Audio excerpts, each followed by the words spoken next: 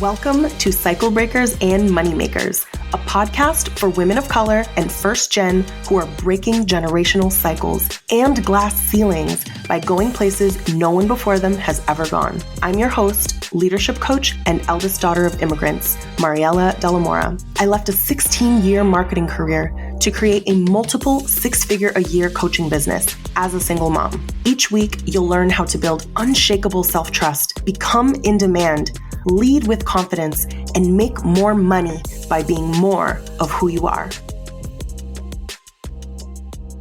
Hello, everyone. Oh my gosh. Today's episode is going to be jam-packed. It is going to unpack my last launch of Reclamation Mastermind. The doors just closed on Tuesday. It is Friday at the time of recording.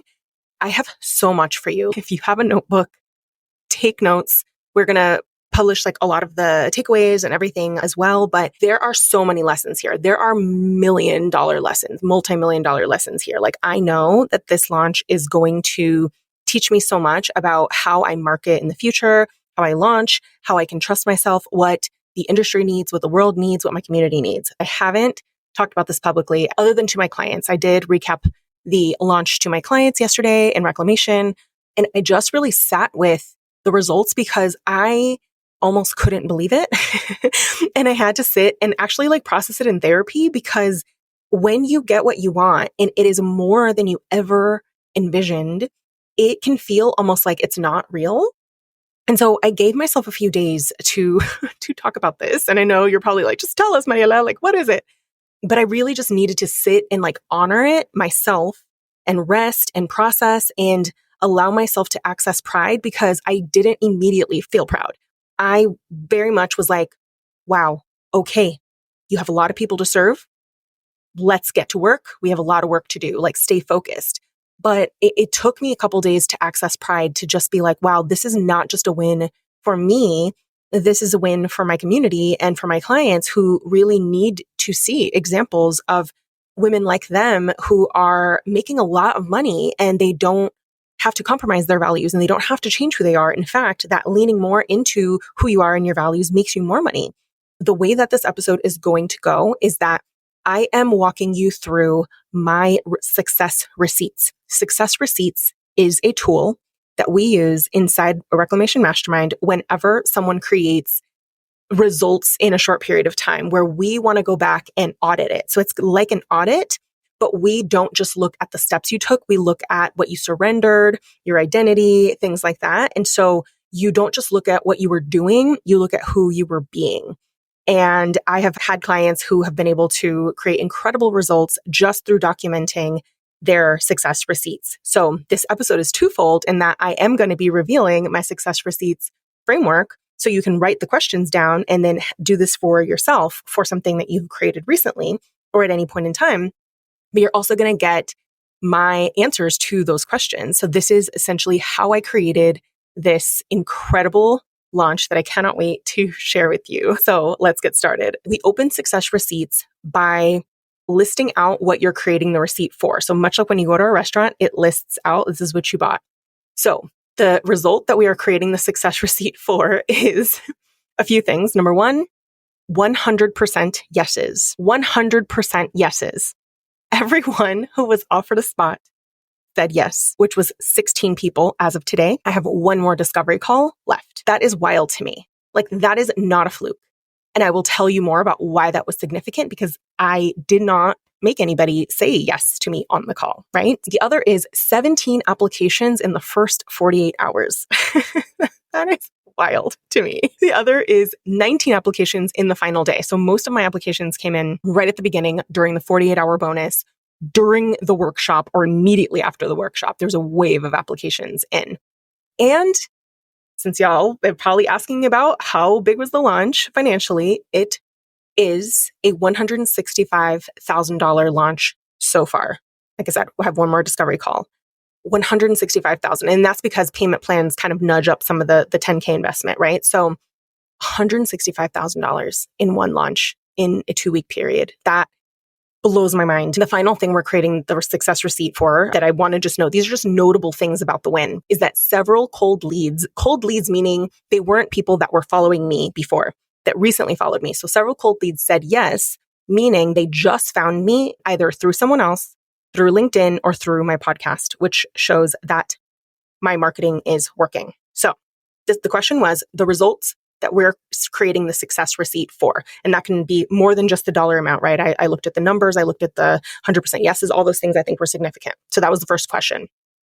The second question, what key actions created your results? My answer to that is I became a better leader by always taking responsibility first whenever I saw what I perceived to be like things going wrong or balls being dropped, because like you can't just create this without anybody on your team. I have an incredible team, right? Whenever I was like, oh, the ball's being dropped here or things are taking too long here, like I, as a leadership coach as well, know like you always have to look at yourself first. And I got coached on this as well inside $1 Million CEO, just really around how you always look to yourself as the leader. How do you take things that you think are an opinion or a judgment and actually make them neutral and fact-based, right? And so that in itself helped me and my OBM work through things and solve things at the root. And I really went into this launch feeling supported. I felt comfortable being direct and asking for what I needed. And it went so well. And I think my OBM and I are just like, I was just like, I'm proud of us. We did such a great job. So we definitely grew together. And I think that is something that happens through really like taking ownership first as a leader, right? Instead of going direct to blaming your team. The other key actions that created my results was I processed emotion over Palestine by showing up instead of bottling my feelings. As we all know, we're more than 2 months into the occupation of Gaza and asking for a ceasefire and seeing tremendous catastrophic loss of life. The children, seeing that this has just been, it's just torn me up. And there's some days where I just felt like, I don't want to talk about anything. I don't want to talk about anything. What else matters besides like these thousands of people that are losing their lives, these parents who are losing their children who are losing their parents, like this is so wrong. Like I was enraged. I went and I protested and I've been like doing what I could, but some days all I could do was cry. And I would talk about that on stories. So that is one thing that I really want to show is that you can launch and be loud about your values at the same time. The last thing I ever want to do is be like, I am a caricature of myself, that I am just, persona attached to this launch, persona attached to that launch. Like I'm a person and you're always going to know where I stand, what I give a shit about, what I don't stand for. And I'm going to be the same person no matter where you interact with me. There were some days where I just bawled my eyes out and the next day I just didn't want to do anything. And I supported my nervous system because this is a skill that I've learned. It's also support that we offer inside Reclamation. And I brought myself kind of back to life and was able to do the things that I needed to do. And in some days I honored slowing down and not doing those things. So key actions is processing emotion over difficult things that were happening in the world and being able to still show up for myself and my business. The other key action that created my results was I never stopped talking about Reclamation, even when I wasn't launching. And what I mean by that is even when you're not launching, talk about your programs, talk about what happened on the call, talk about your clients, talk about your program, because that is selling. And I think we tend to think of selling sometimes as an instance that you turn off and on. Selling is a way of being. Selling is telling stories. Selling is illustration. Selling is just part of who you are as an entrepreneur. And so I never stopped talking about Reclamation. So really, even though I actively planned a lot more emails and posts, sometimes multiple times a day in the 4 weeks prior to the doors opening and the workshop, I spent months before talking about the program. And that is brand recognition and brand awareness. And brand awareness is something that is necessary for people to, number one, know about your program, know different things about it, and be prepared for the investment. So I told people way ahead of time, here's the investment, here's when the doors open. And I was talking about the program and talking about what was happening currently in calls all the time. So that is the answer to what key actions created your results. The next question number 3, what key decisions created your results? The first one was actions. This one's decisions. Decisions is one where like you could have gone one way or another. And in a launch, you make lots of decisions.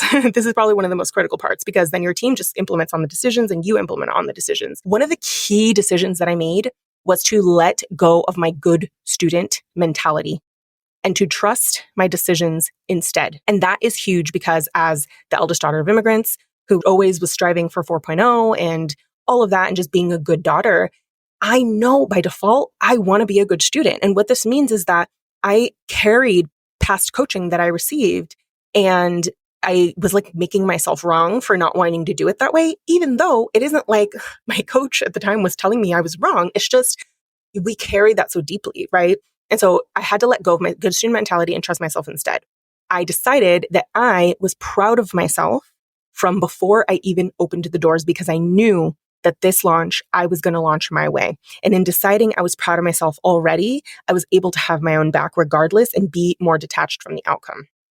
Another decision is I decided to do a workshop that I felt was insanely helpful, even to those who didn't join the program. Instead of I'd say a standard webinar format is one where the goal of a webinar is that one person talks and then there's questions at the end, right? And the goal of a webinar generally is to make your audience problem aware. So aware of what the problems are that they are experiencing, illustrate how current clients have resolved that problem or how the coach or the program have resolved that problem, and then talk more about the program. But on its own, you, as the person attending a webinar, become problem aware and you decide like, yes, I believe that this coach or this program can solve my problem, but there isn't necessarily something that you can go and implement. And I just know the way that I am, I really need to believe in the thing that I'm putting out there in order for me to sell it. Because when you put a workshop out, you're selling the workshop. You're not just selling the program. So I decided that if you come to my workshop, it's going to be insanely helpful, even if you don't show up. And like I said, that made me feel like you have to come to this workshop. It is going to be so, so, so good. I also decided to do open coaching in the middle of the workshop on what I had just taught. So basically I did a teaching portion that could stand on its own. I paused. I stopped sharing slides. I wanted to look people in the face because I don't like talking at people for an hour. So I paused and I just did some live coaching because that's my gift. So I'm like, I want you to experience me as a coach. So I answered questions. I helped people clarify. People also were asking questions about me and the program before I then transitioned to the selling portion. People could have dropped off. I'm sure some did, but most people stayed on. And every person who asked a question on the workshop wound up joining. I also decided that I was only going to allow people in who were a good fit and that I was going to redirect the people who weren't.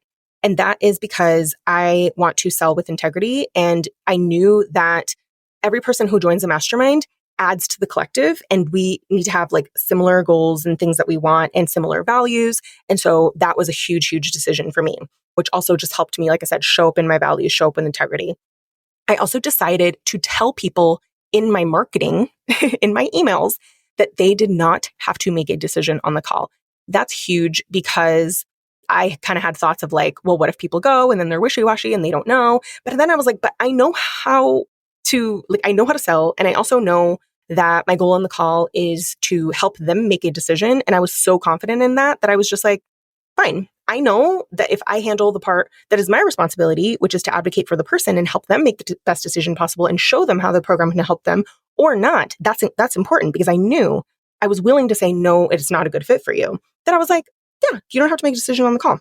And I'll tell you more about how that turned out because that obviously 100% yeses.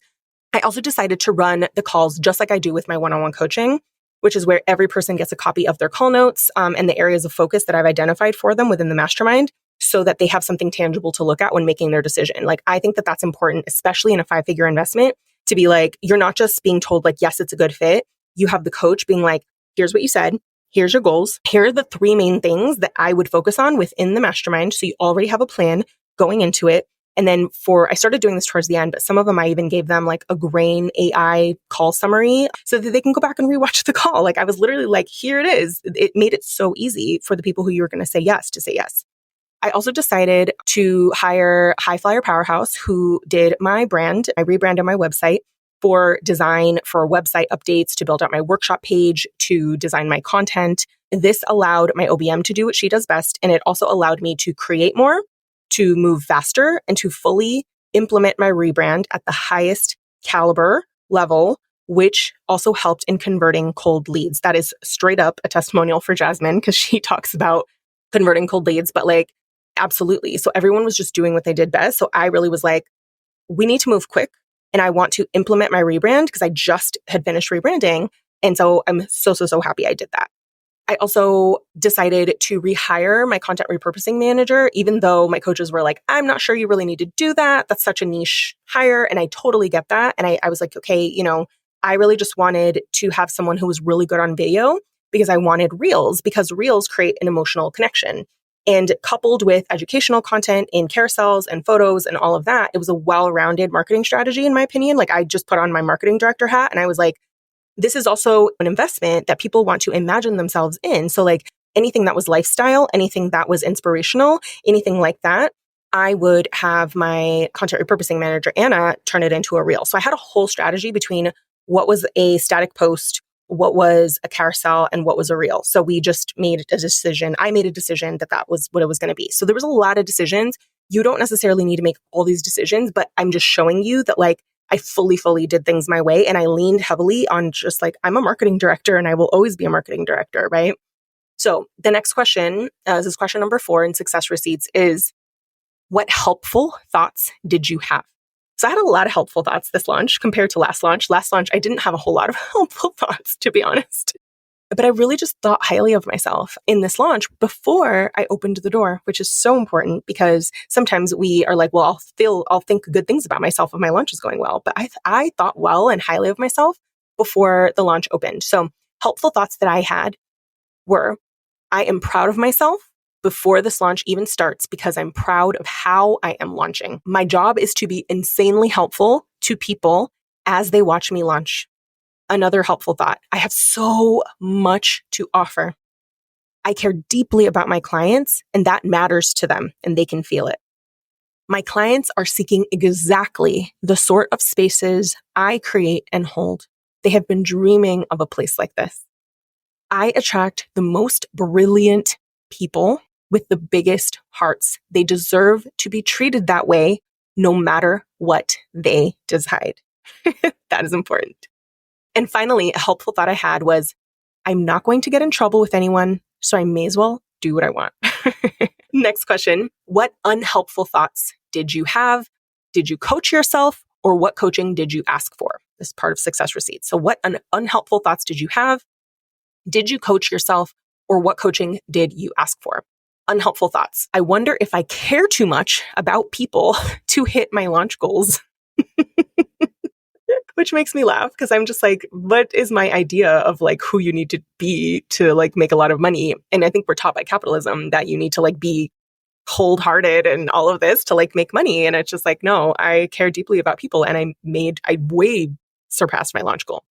Another unhelpful thought I had was, my coaches and former coaches are watching. If this fails, they're going to judge me for not listening, which again, I said earlier, it's not true. My former coach literally at one point told me, like, you just need to be happy with your reasons for launching and just like how you're launching, right? So like, this is just my good student mentality, like coming up. I really just had to make peace with that. And I'm just like, I'm not going to get in trouble with anybody. It's fine. Another unhelpful thought was, what if I spend all this money on the Mexico City retreat and only 3 people come? When I made the decision to book it, I was definitely scared. I booked it in October and I hadn't even begun like hard marketing or anything like that. So that's the thing is like, there's no guarantee. Like, you are just going to have to bank on yourself. But I knew that doing the Mexico City retreat was actually going to help me because I was even going to be more excited about my launch because it would be like, oh my gosh, like this is so crazy, insane. Like what you're going to get, like we're going to meet, it's going to be amazing. You're going to leave a different person. So I was like, well, but I'm going to feel differently about launching because I'm super excited about Mexico City. So like, it's going to change my energy. So, but that was an unhelpful thought. So I kind of coached myself on that one, right? And I also asked my coach friend group for support on the decisions I had already made, which I think is important to note that like we support each other. We're supporting each other on our launches, right? But I came to them with my decisions. I wasn't like, hey, what do you guys think I should do? Which sometimes I do. Sometimes I do and sometimes they do. But I was like, hey, here's the decisions that I'm doing. Here's why I feel a little unsure about it, but like, I'm going to just go ahead and trust myself. I just wanted to share this with you guys because I feel a little vulnerable and they were able to hold space for me, of course, and validate me. So again, could not have gotten here without my people, without my incredible, amazing, brilliant, chosen sisters, coach friends who held space for me. Next question in the Success Receipts is, which is such an important question. The answer to this question often is, what is the game changer in your business and your results that you get? Is What did you surrender or stop worrying about? What did you surrender or stop worrying about? And this is important because graspy energy, attached energy, self-protective, ego-based energy does not produce the best results. And we are humans who are, of course, going to be like having thoughts about ourselves, needing people to say yes. What's happening? Why aren't people clicking the link? Why aren't people scheduling calls? Like all this graspy energy that just pushes people away. This is why I say that success always is preceded by surrender, meaning that you are okay no matter what the result is, that you really have to sit in. I'm okay whether people say yes or no. I'm okay with whatever the result is. I may have some thoughts. I may have some process, feelings. My answers to what did you surrender or stop worrying about? Number one, being a bad student. I surrendered or stopped worrying about being judged or criticized for not listening, because that was the thought that I had. I surrendered or stopped worrying about people saying no on calls, even though they didn't. I surrendered or stopped worrying about whether or not I hit my launch goal. Instead, I focused on being proud of how I am launching and how I am showing up. And finally, I surrendered or stopped worrying about getting people to say yes. That is so important. I surrendered or stopped worrying about getting people to say yes. And you might think like, what the hell is the point of a launch other than getting people to sign up? But think of the energy behind getting them to is already a force. It is already like you're coercing someone, and just like the energy behind that.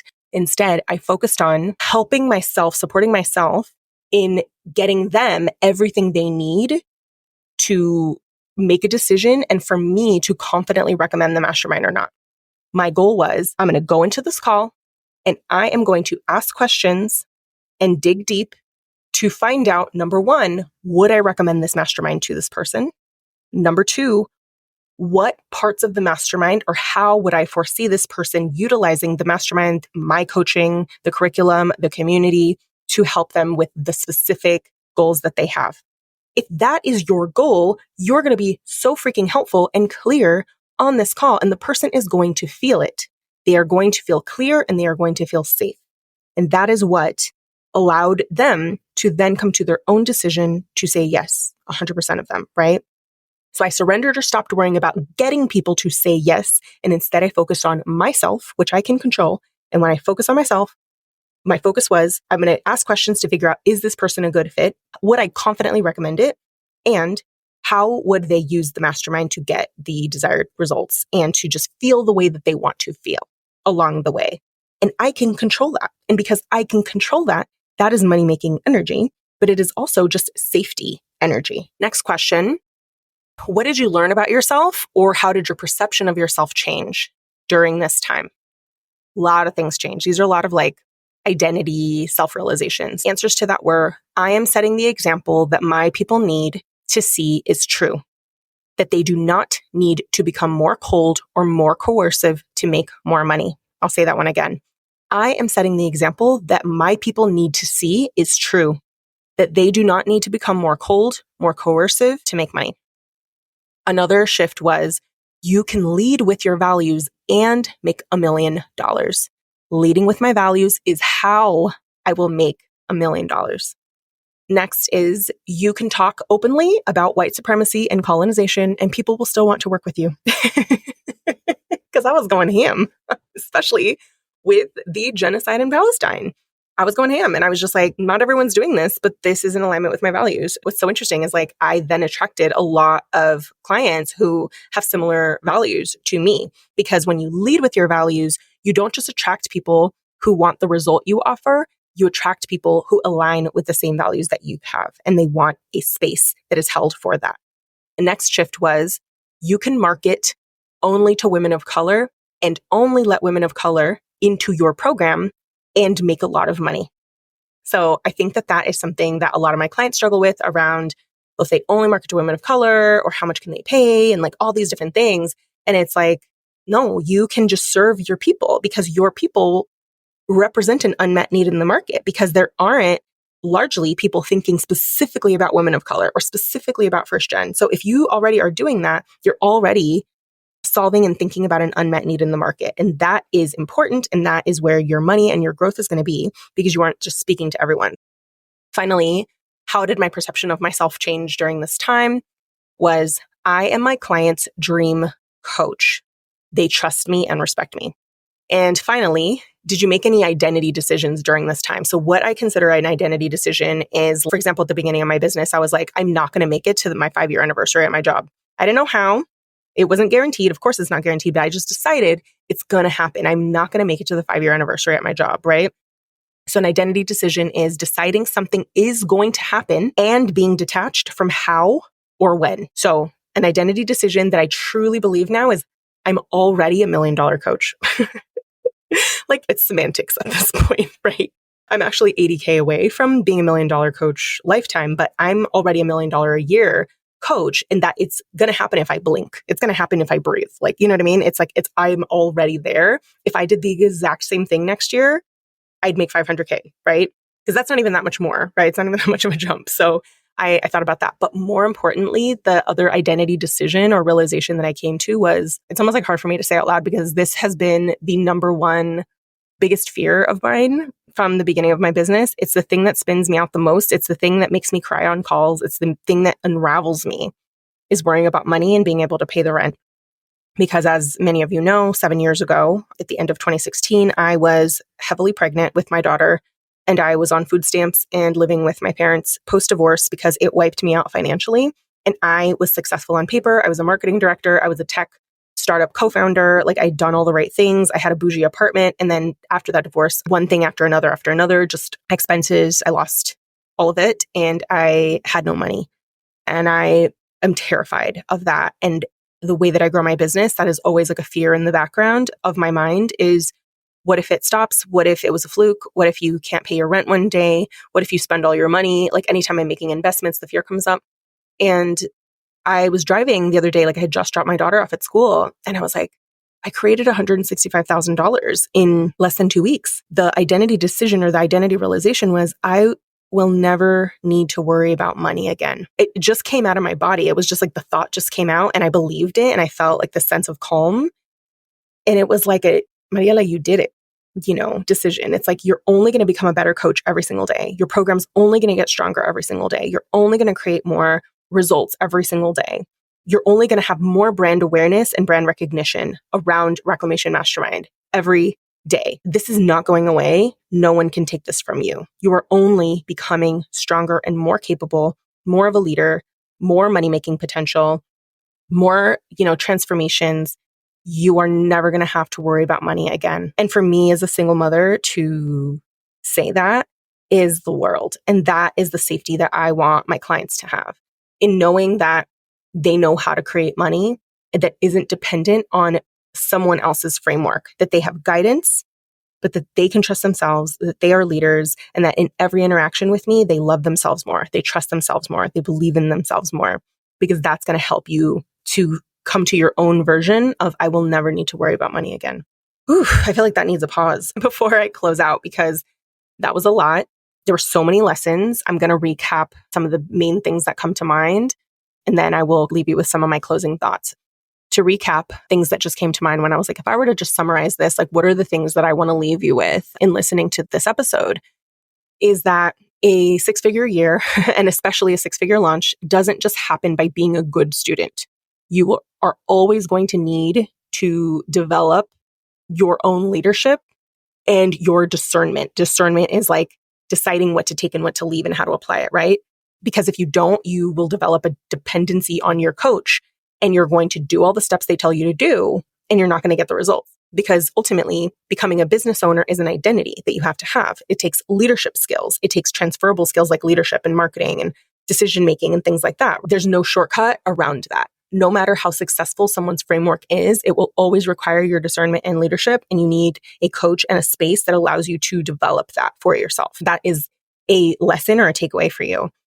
The other takeaway for you, I guess for myself, is the goal of sales calls is to be in service of the person on the other end and advocate for them by giving them everything they need to feel clear and safe to make a decision and to confidently recommend your program. Match up exactly how your program or process is going to support their goals. That is what was behind the 100% yeses. And that like people can always feel when you're attached to them saying yes, which is why focusing on being in service versus the sale is so important. You have to do whatever you need to do to find sufficiency where you are. Meaning like, I do not need this client to say yes. People can feel when you need them to say yes. They can feel it every time. And then they will tell you they need to think about it. They really just know that you're going to be less okay if they say no. And this is going to be often the hardest part to release, but attachment is going to unravel your sales calls. It's going to unravel your sales calls. Like you have to look at like, how will I be okay regardless of what happens on this call?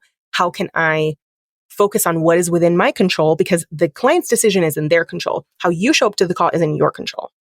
It is in your control. Another takeaway was getting a flood of applications up front, really focused on like, a big part of that I think was having a sales focused event, like a workshop that focused on like an immediate need, like an itch they wanted to scratch and like something that wasn't going to take a lot of time to implement, but that changed their perception of what was possible. I think if you can do that in a workshop, change their perception of what is possible and give them some tangible steps, it opens up this other door of possibility to them where your program could live in their minds. And then you walk them through how the program is going to help them take that newfound realization, this newfound possibility, this newfound clarity, and actually implement that into their business and their life over an extended period of time, right? So really you're able to then build a bridge to a possibility that they may not have even thought beforehand.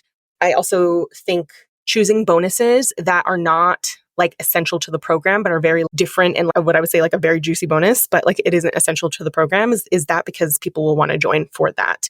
I'd say especially if the bonus focuses on like one of the particular results that you offer, but not everything. It's just like a deep dive in one area. So that's what I did with my 5-figure fast track VIP day, where we're going to just have a whole day where we just talk about what are the steps that they can take immediately and over the next year in the mastermind to create demand at a 5-figure level, just like I did with this mastermind. This was 5-figure demand, meaning people are signing up and setting up sales calls and showing up knowing this is a 5-figure offer and giving them what they need to say yes, because that process is more elevated, right? So that was my bonus. The other lesson for me is that, this is important. Power dynamics, gatekeeping, and manipulation in sales is taught to us by capitalism and white supremacy.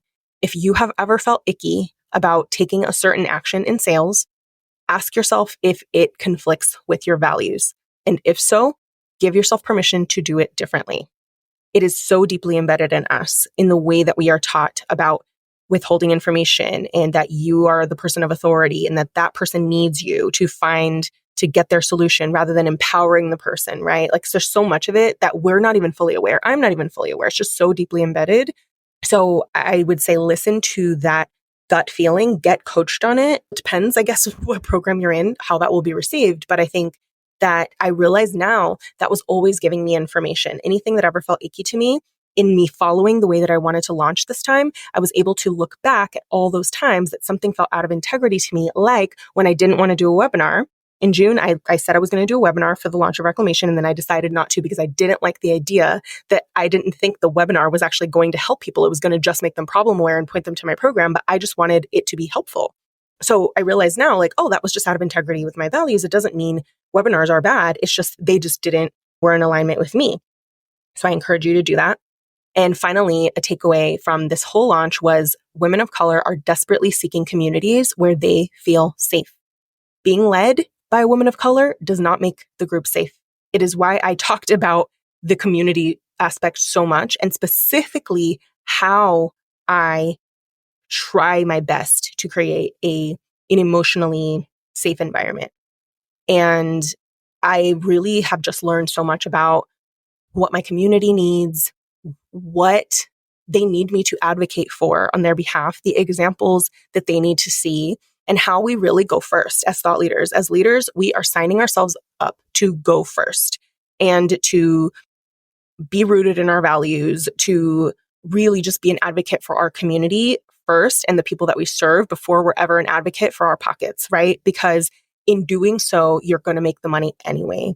To me, my reputation and all of that is the most important thing, because I'm just like, well, why am I here if I'm not doing that? Like, I could just go back to corporate. You know what I mean? Like if I'm just going to like focus on making money, thinking about the legacy that I'm creating. And I think about like my people need me to be this example, right? And so I'm willing to do what it takes to do that. I believe that doing that will beat looking at short-term results every single time. So I hope that you took many things from today's episode and just know that this was just my way, and you will apply your own discernment and your own leadership to think about what parts of today's episode really spoke to you and what are some things that you think that you want to do differently. Just really sit with it. Maybe you have to go back and listen to this episode again, close your eyes and be like, which part of this is speaking to me? I hope that there was part of this that validated something in you that you already knew was true, because that is your intuition and that is your leadership. And that is a very powerful connection that nobody can give you. That is literally, when you grow a business, your job is to cultivate that relationship from you to you. It is your job to cultivate that relationship between yourself and your inner guidance and your higher self and that leadership part of you. And that is what is going to allow you to create anything you want. That's what's going to allow you to create your version of my $165,000 launch as a single mom, coming from 7 years ago, being on food stamps and having to start over. You know, it is possible. Not only do you not have to choose between your values and money, but your values are how you are going to make money. That is it. I think this may be my favorite episode to date because of the lessons behind it and the years in the making. This is years in the making, you guys. And I just feel like I truly believe that if any one part of this could change your life or change the trajectory that you're on, then I've done my job. And that makes me happy. I would love to hear what stood out to you, questions. I would just love to hear from you. So please screenshot this episode, share it on social media, tag me at Mariella Delamora on Instagram or Mariella Delamora on LinkedIn, and let me know what stood out to you.